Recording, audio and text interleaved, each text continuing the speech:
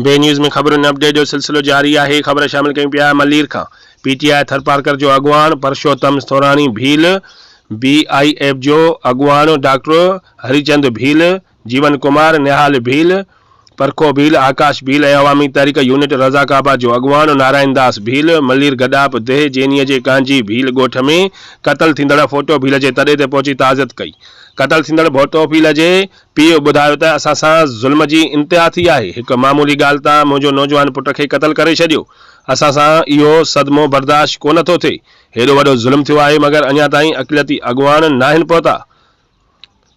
शायद असां हिंदू नाहियूं। अॻवाणनि वधीक ॿुधायो त असां हिन मज़लूम ख़ानदान सां हर मुमकिन मदद कंदासीं ऐं फरार थियल 4 जवाबदारनि खे ज़रूर कानून जे गिरफ़्त में आणिबो। रिपोर्ट कर मुश्ताक, गबول बे न्यूज़ मलिर।